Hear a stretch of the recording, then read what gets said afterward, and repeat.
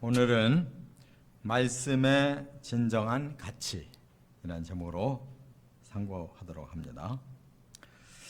하나님의 말씀을 모아놓은 책이 성경인데, 이 성경을 우리는 지혜의 책이다 이렇게 말을 합니다. 그러면 말씀과 지혜는 어떤 차이가 있느냐? 말씀은 원리이고 지혜는 열매입니다.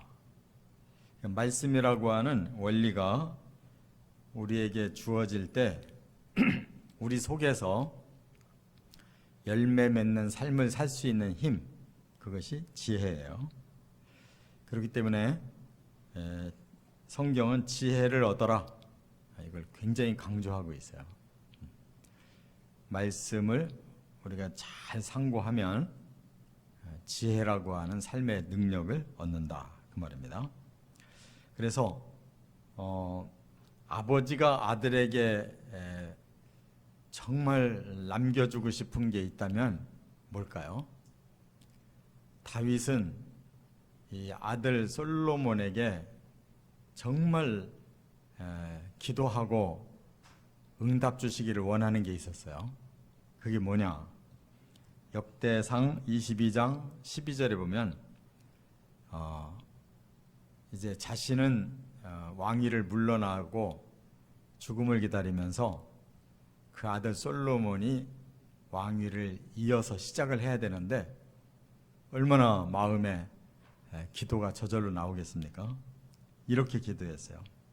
여호와께서 네게 지혜와 총명을 주사 네게 이스라엘을 다스리게 하시고 내 하나님 여호와의 율법을 지키게 하시기를 더욱 원하노라, 이렇게 기도했어요. 그러니까 하나님의 말씀이 솔로몬에게는 지혜와 총명이라고 하는 열매로 나타나서 그의 사명이 이스라엘을 다스리는 왕인데, 그 이스라엘을 하나님 원하시는 뜻대로 잘 다스리게 해주시고, 그 다음에 하나님이 주신 이 율법, 이 말씀을 잘 실천하게 해주십시오, 이렇게 아버지가 아들을 위해 기도했다고요.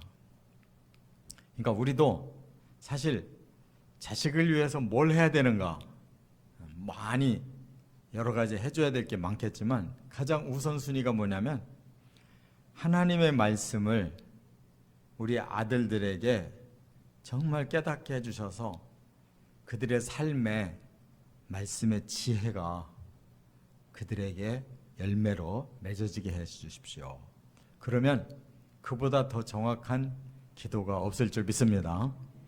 이처럼 지혜가 중요한데, 성경에 보면 하나님이 지혜를 주시고 예수님이 지혜를 주시고 성령님이 지혜를 주셔요.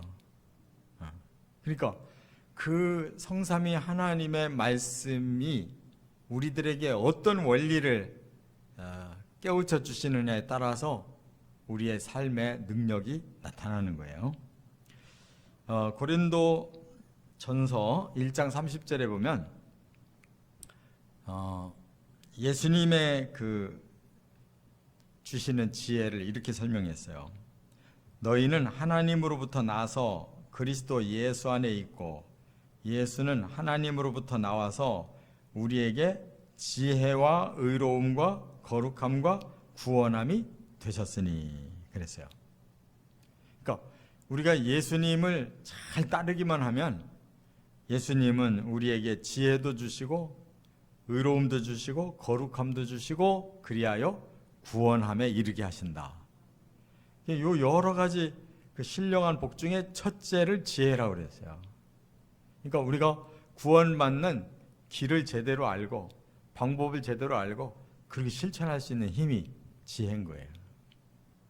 그 다음에 또 성령도 지혜를 주신다고 그랬는데 이사야 11장 2절에 보면 이렇게 말씀했어요.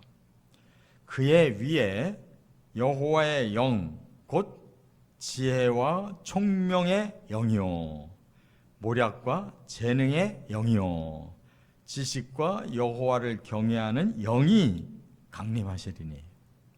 근데 성령이 제일 먼저 어떤 영으로 임하신다고 그랬어요? 지혜와 총명의 영으로 임하신다는 거예요. 지금 공통점이 있죠. 하나님의 말씀도 예수님도 성령님도 다 지혜와 총명을 아주 귀한 것으로 우리들에게 주신다는 거예요. 이 세상에서 가장 필요한 거 지혜와 총명인 줄 믿습니다. 자, 그러면 오늘 본문에는 이 지혜를 얻으라고 하면서 그 지혜를 주시는 그 말씀은 과연 어떤 그 가치로 주시는가 하는 것을 표현했는데, 하나님이 아버지의 사랑으로 주시고 최고의 보물로 주시고, 그리고 우리가 이 세상에서 뿐만 아니라 영생을 살 수 있는 그 생명으로도 주신다, 이렇게 말씀했어요. 그러니까 지혜가 얼마나 가치가 있는 건가 아시겠죠? 이 세 가지를 오늘 참고합니다. 첫째, 말씀은 아버지의 사랑이다, 이렇게 본문에 깨달음을 주셨어요. 자, 아버지가 사랑하는 아들에게 주시는 것이 말씀이라고 그랬어요. 한번 12절을 같이 읽어보겠습니다. 대저 여호와께서 그 사랑하시는 자를 징계하시기를 마치 아비가 그 기뻐하는 아들을 징계함같이 하시느니라. 여기 징계라는 단어가 좀 무섭게 들리잖아요. 요즘은 그런 말을 안 쓰잖아요. 훈련이란 뜻이에요. 훈련. 아버지가 사랑하는 아들을 훈련시키시듯이 하나님도 바로 우리 성도들을 자녀를 훈련시키듯이 그렇게 말씀을 주신다, 그런 뜻이에요. 그렇다면 우리가 자식에게 어떻게 하는지 생각해 보면 알아요. 자식이 아직 너무 어리거나 또 아직 철이 들들어서 자기의 본능대로 자꾸 살려고 할 때 우리가 뒤에서 보면 안타깝잖아요. 왜냐하면 우리는 이미 살아온 경험이 있기 때문에 어떻게 사는 것이 올바른 삶이다라는 지혜가 있어요. 그 지혜를 가진 입장에서 자녀들의 미숙함을 보면 가르쳐주고 싶잖아요. 근데 어떤 부모가 자식이 저렇게 나가면 안 된다는 거 알면서 가만히 있을 부모가 없잖아요. 그래서 훈련을 시켜야 되는 거예요, 자녀를. 그때 그 마음은 사랑이에요. 사랑하면 좀 힘들어도 고칠 건 고치고 바른 길을 알 건 알고 가도록 만든다는 말이에요. 이와 같이 하나님의 그 사랑은 우리에게 좀 힘든 훈련의 말씀을 주신다는 거예요. 그래서 우선 들으면 마음이 부담이 생기고 또 우리의 마음이 평안하지 않아요. 그러나 그 말씀을 우리가 따라서 그 원리대로 살면, 그 다음에 이제 지혜가 나오고 나면, 지혜가 우리의 삶에서 실천되어지기 시작하면 그때서 우리는 하나님이 사랑으로 주신 그 훈련이 너무나 우리들에게 유익이 됐다는 걸 그때 깨닫는단 말이에요. 대개 보면 부모님들이 살아계실 때는 별로 부모님을 귀하게 생각하지 않아요. 부모님이 돌아가시고 나서부터 철이 들어요, 사람들이. 그래서 그 부모님이 이 세상에 누구보다도 나를 사랑하시고 나에게 가장 진실한 말씀을 해주셨고, 언제나 변함없이 자식을 향해서 항상 그 사랑 어린 그런 마음을 품고 사셨구나라는 걸 느끼잖아요. 뭐 일반적인 부모는 다 그래요. 특별한 부모는 좀 엉뚱한 짓도 할지 몰라도 대부분의 부모는 자식에 대해서는 진심이거든요. 우리가 하나님에 대해서 그렇게 느껴야 된다는 말이에요. 하나님의 말씀이 아무리 써도 쓴 말씀을 받아들이고 적용하면 바로 그것이 달고 단 말씀이 된다는 거예요. 그렇기 때문에 우리가 아무리 미련해도 하나님의 사랑만 믿고 받아들이면 미련한 자가 지혜로운 자로 바뀐다 그 말이에요. 그래서 잠언 1장 7절에도 바로 여호와를 경외하는 것이 지식의 근본이거늘 미련한 자는 지혜와 훈계를 멸시한다. 하나님의 말씀이 지혜와 훈계인데 미련한 사람들은 그거를 내버리고 자기 생각대로 산다는 거예요. 그러나 내 어미의 법을 떠나지 말라. 이는 내 머리에 아름다운 관이요 내 목에 금사슬이니라.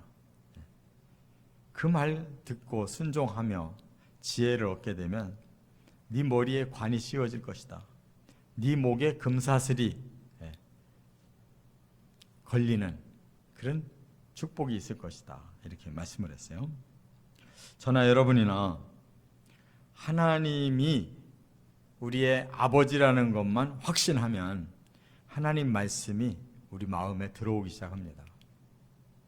그런데 나보다 우리 아버지 하나님이 내가 나를 사랑하는 것보다 더 사랑하신다는 것을 깨닫지 못하면 그냥 우리 부모님도 한켠에다가 두고 내가 아쉬울 때만 찾아가고 내가 좀 마음이 울적할 때만 가서 좀 위로받고 싶을 때만 찾아가지 안 가잖아요. 하나님도 그런 식으로 믿으면 절대 변화가 안 일어나요. 여전히 우리가 주체가 되어 살기 때문에 미련이 그대로 남는 거예요. 아버지의 그 사랑 안으로 들어가야 그 진심 어린 하나님의 훈계, 그 하나님의 책망이 우리를 돌이켜서 변화되고 진짜 지혜가 우리의 삶에 터득된다는 거예요. 꼭 믿으시기 바랍니다. 두 번째, 13절부터 15절에 보면 말씀은 최고의 보물이다 이렇게 말씀했어요. 우리 사람들이 얼마나 보물을 좋아하는지 이 보물로 말씀을 비유하고 있는데 15절 한번 같이 읽어볼게요. 지혜는 진주보다 귀하니 네가 사모하는 모든 것으로도 이에 비교할 수 없도다. 그 앞절에는 금, 은을 먼저 소개했어요. 그리고 진주. 그러니까 이 고대로부터 금, 은, 진주 이런 거는 아주 대대로 귀한 보물이라는 것을 다 알아요. 지금도 우리 여자 성도님들 보면은 금반지 굉장히 좋아하잖아요. 진주 목걸이 무지무지하게 좋아해. 가짜라도 걸어야지 뭐 좀 한 것 같지. 이거는 변함이 없어요. 그런데 하나님의 말씀이 그 금이나 은이나 진주보다 진짜 가치가 더 높다. 이렇게 깨달아야 된다는 거예요. 나는 금반지 하나도 없고 뭐 이 목걸이에 이런 진주나 뭐 보석 한 번도 매달아 본 적 없어도 내 마음에는 하나님이 주신 지혜가 있다. 그러면 자부심을 느껴도 좋다 그 말이에요. 그만큼 최고의 보물이 바로 말씀이 주시는 지혜라는 걸 깨달으시기 바랍니다. 그래서 하나님의 말씀이 우리의 지혜로 이게 다가오기 시작하면요, 진리를 깨닫게 되고 원리를 깨닫게 되고 길을 깨닫게 되고 생명력이 생기기 시작하는 거예요. 그래서 말씀이 막 살아 움직여서 우리의 삶을 막 주장하시면 그렇게 몰랐던 것도 깨닫게 되고, 우리가 희미한 길도 아주 또렷한 길로 바뀌고, 그냥 이게 저거 같고 저게 이거 같고 그냥 막 혼동의 상황에서도 원리가 쫙 꿰어진단 말이에요. 그런 사람들은 얼마나 스스로도 그 기쁘고 즐겁냐 말이에요. 누가 내 금 그거 가지고 관심 안 두고 내 진주 관심 안 두는데 괜히 자기 자신이 그것이 굉장히 가치가 있다 그러면 자기 스스로 자부심이 생기고 자기 스스로 그 가치에 그냥 만족하고 기뻐하듯이 하나님의 그 말씀이 바로 우리에게 이렇게 진리를 깨닫게 되고 그 원리를 알게 되고 그 길을 알고 그 생명을 확실하게 얻는다면 그거보다 더 놀라운 가치가 없다는 거예요. 그것을 깨닫고 사시기를 바랍니다. 그래서 잠언 4장 7절에 아주 명확하게 그랬어요. 지혜가 제일이니 지혜를 얻어라. 근데 설마 제일일까? 요즘에 제일은 돈인데, 솔직히 말해서, 그죠? 돈만 있으면 돼. 다른 게 뭐가 필요해? 근데 가만히 보니까 돈 때문에 고민이 많은 사람 굉장히 많아요. 차라리 돈이 별로 없으면 삶이 그냥 단순했는데 돈이 많은 사람은 단순하질 않아요.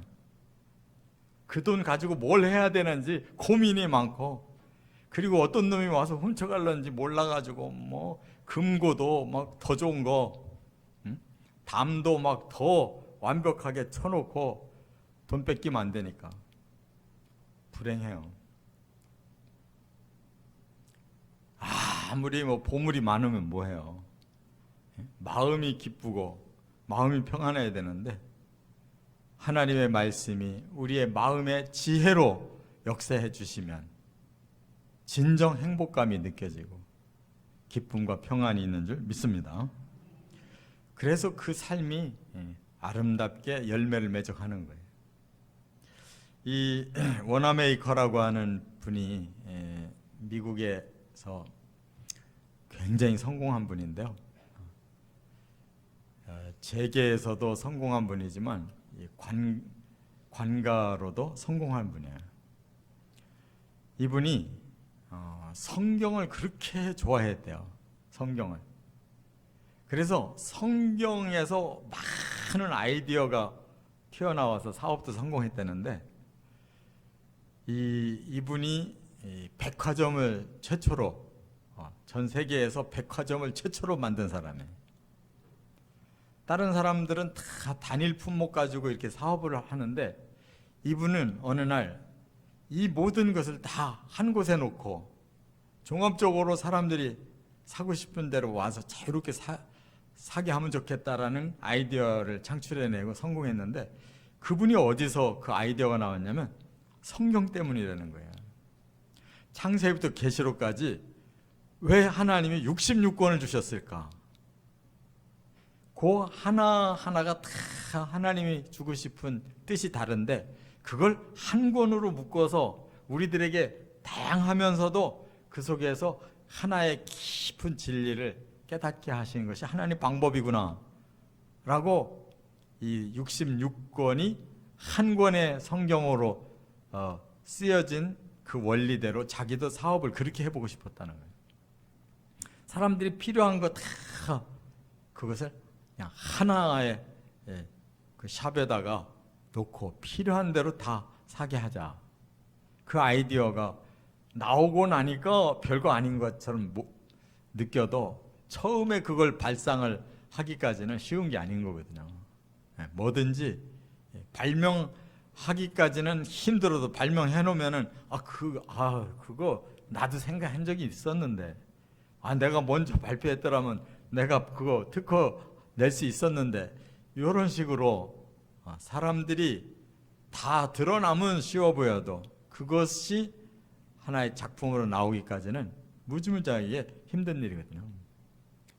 말씀의 원리가 우리에게 지혜라는 능력이 나타나면 이와 같이 우리의 삶에 아름다운 적용과 열매가 된다는 거 믿으시 바랍니다. 그분이 그걸로만 성공한 게 아니에요. 그런 아이디어가 충만하다 보니까 나라에서 대통령이 그 당시에 벤자민 해리슨이라고 하는 대통령이 이 원화메이커의 소문을 들은 거예요. 저런 사람이 좀 장관으로 일을 해주면 얼마나 잘할까. 그래서 그 대통령이 그를 초청했대요. 당신 사업만 이렇게 잘할 게 아니고 이 나라를 위해서도 좀 많은 아이디어를 제공해서 나라를 위해서도 일을 해달라고. 그래가지고 그 연방정부의 우체국 장관으로 임명을 했는데, 그분이 또 그런 그 아이디어가 그런 나라를 그 운영하는 이러한 장관으로서도 아주 큰 공로를 세웠다는 거예요. 하나님의 말씀이 지혜가 되면 우리의 삶에 모든 필요한 것들이 다 충족되도록 하나님 주실 줄 믿습니다. 끝으로 세 번째 16절부터 18절에 보면요, 말씀은 생명나무다 이렇게 정의를 해주셨어요. 말씀은 생명나무다. 18절 한번 같이 읽어보죠. 지혜는 그 얻은 자에게 생명나무라. 지혜를 가진 자는 복되도다. 요 생명나무라는 단어가 비밀이에요. 창세기 2장 3장에 나오고, 그 다음에 여기 잠언에 나오고, 그 다음에 계시록에 나와요. 이게 별로 없는 단어예요. 그럼 생명나무가 뭐냐? 창세기에 이미 설명을 했어요. 영생을 얻게 하는 나무라고. 생명도 보통 생명이 아니에요. 영원한 생명을 얻게 하는 나무래요. 그걸 에덴 동산 중앙에다가 심어주시고, 그 옆에 선과 악을 알게 하는 나무를 또 하나 심어주셨어요. 거기에 많은 과일 나무들도 있었는데 하나님 딱 하나만 금지시켰어요. 선악을 알게 하는 나무는 먹지 마라. 나머지 다 먹어라. 그러면 생명나무는 어떻게 하라는 거예요? 먹으라는 거예요. 먹으라는 거예요. 그러면 순종만 하면 되잖아요. 생명나무 먹으라고 했으니까 동산 중앙에 있는데 하나님이 허락한 생명나무 제일 먼저 따먹어야 될 거 아니에요. 근데 사탄이 옆에 있는 선악을 알게 하는 나무에 초점을 맞춰가지고, 하나님이 너 왜 이거 못 먹게 하는 줄 아냐? 이거 먹으면 눈이 밝아져서 하나님처럼 될까봐 하나님이 경계하신 거다. 이렇게 속이니까 더 먹고 싶잖아요. 사람이 호기심이 발동하면 그 욕망에 의해서 행동하는데 그게 바로 죄가 되는 거란 말이에요. 그래서 생명나무는 가보지도 못했어요. 그랬더니 하나님이 벌로서 제일 먼저 조치를 취한 게 뭐예요? 생명나무를 감춰버렸다. 이거 먹고 영생한다면 그는 그럴 자격이 없는데 그에게는 주면 안 된다는 거예요. 그래서 감추어진 것이 여기 잠언에 나오고, 그 다음에 계시록에 22장에 나오는 거예요. 그러면 이 생명나무는 뭘 말하느냐? 지금 하나님의 말씀으로 들어가면 바로 이 생명나무를 만난다는 거예요.